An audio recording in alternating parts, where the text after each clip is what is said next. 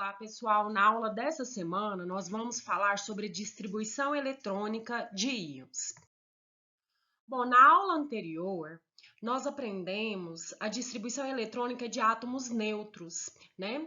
Para determinar a quantidade de elétrons desses átomos, basta pegar o número atômico, que equivale à quantidade de prótons. Porque como o átomo está neutro, a quantidade de prótons e elétrons é igual, ou seja, a quantidade de cargas positivas e negativas. Contudo, quando a gente vai fazer a distribuição eletrônica de íons, a gente tem que considerar o tipo de íon formado, ou seja, se ele ganhou ou perdeu elétrons. Revisando, pessoal, os cátions são aqueles íons formados quando os átomos perdem elétrons. São aqueles que têm carga positiva. Como eles perdem elétrons, nós temos que retirar os elétrons que estão indicados após fazer a distribuição eletrônica. Já no caso dos ânions, que são aqueles átomos que ganham elétrons e que no final tem o saldo negativo, a gente deve adicionar esses elétrons e realizar a distribuição eletrônica.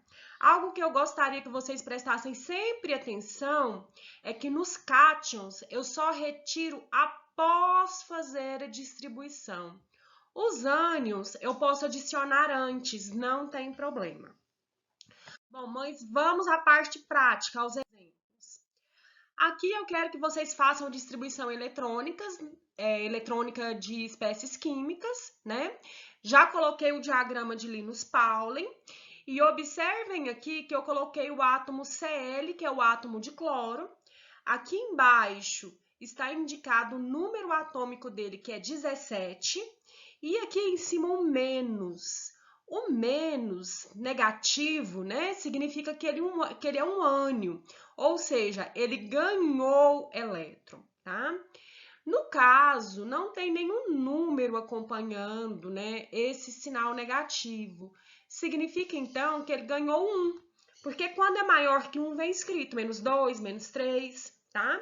Então, né, se ele estivesse neutro, ele teria 17 elétrons, só que ele ganhou 1. Então, 17 mais 1 significa que esse átomo tem um total de 18 elétrons. Então, é essa quantidade que nós vamos distribuir.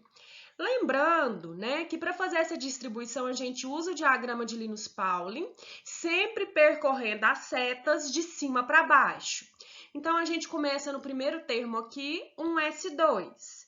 Escreve um S2. A quantidade de elétron é um númerozinho de cima.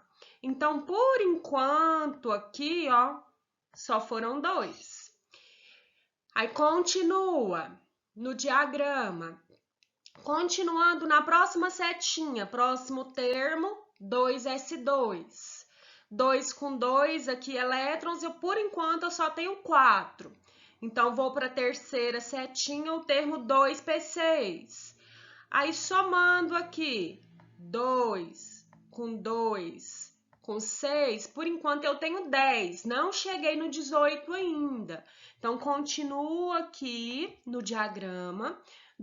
Depois do 2P6 é o 3S2. Então, eu tinha 10, coloquei mais 2, fiquei com 12. Não cheguei no 18. Vou para a próxima seta do diagrama de cima para baixo. O próximo termo aqui é o 3P6. Quando eu escrevo 3P6, ó, então, aqui anteriormente, eu tinha 12 até aqui. Mais esses 6 que eu coloquei, eu tenho exatamente os 18, que é a quantidade do íon cloro. Então, essa é a distribuição desse íon. Agora, vamos para o cátion. Pessoal, os cátions, eles são mais difíceis. Mais difíceis porque vocês devem fazer a distribuição dele neutro primeiro, a distribuição original. Depois, vocês devem procurar a última camada e retirar os elétrons da última camada. Então, vai dar um pouquinho mais de trabalho. Aqui, eu tenho um átomo de ferro, que é esse símbolo Fe. O 26 aqui embaixo é o número atômico, então se ele estivesse neutro, ele teria 26 elétrons, tá? Aqui em cima eu tenho a carga mais 2, mais é um cátion, significa que ele perdeu. Então, no final, meninos, quando nós fizermos a distribuição eletrônica, esse átomo tem que ficar com 24 elétrons. Ele tinha 26, perdeu 2, ficou com 24. Então, vamos. Então, lembrando, primeiro eu tenho que fazer a distribuição do átomo neutro, que é de 26. Aí, mesmo esquema que nós estávamos acostumados, Primeira setinha, 1s2, segunda setinha, 2s2, terceira setinha, 2p6, 3s2. Por enquanto aqui, meninos, 2 com 2, 4, com 6, 10, com 2, 12. Não cheguei nos 26, então eu vou continuar na próxima setinha. Continuando aqui na próxima seta, já vou percorrer ela toda. 3p6, 4s2. Então, anteriormente, até aqui onde eu marquei em verde, nós tínhamos 12. Mais 6, 18. Mais 2, 20. Tá chegando nos 26 que eu quero. Então, vou para a próxima setinha. A próxima seta, o próximo termo aqui é 3d10. Mas lembrem-se, eu já tenho 20. Se eu colocar 10, eu vou para 30. Então, aqui vocês não vão colocar os 10. Vocês vão colocar só o que está faltando, que é 6. Aí, observe que a gente tinha 20, colocou mais 6, ficou com 26.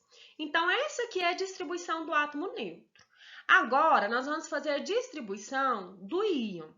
Só que, lembrando, gente, para fazer a distribuição do íon, eu tenho que retirar os 2 elétrons lá, que estão indicados para mim, da última camada.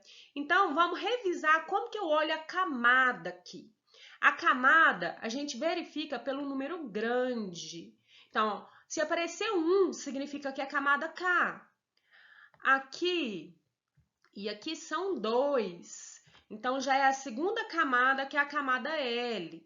No 3s2 e 3p6 é a terceira camada, que é a M. Aqui no 4s2, já é o 4, então é a quarta camada, que é a camada N. Aí depois volta na terceira. Por que é importante fazer isso? Eu tenho que retirar o elétron da última camada. A última camada nem sempre é a última que eu escrevo. Observem, por exemplo, que a última que nós escrevemos é o 3d6, mas ela não é a última. A última é a N, é essa aqui, tá? Então, é dela que nós vamos ter que retirar o elétron. E observem que ela tem exatamente aqui, 2 elétrons. Então, é ela que vai cair fora. Eu vou tirar ela porque eu perco aqui os meus 2 elétrons. Então, eu devo reescrever novamente, só que sem o 4s2. Aí vai ficar 1s2, 2s2, 2p6, 3s2, 3p6 e 3d6. Observem que se vocês somarem aqui, 2 com 2, 4, 6, 10, com 2, 12, com 6, 18, com mais 6 aqui, 24, que é exatamente a quantidade de elétrons que esse íon tem.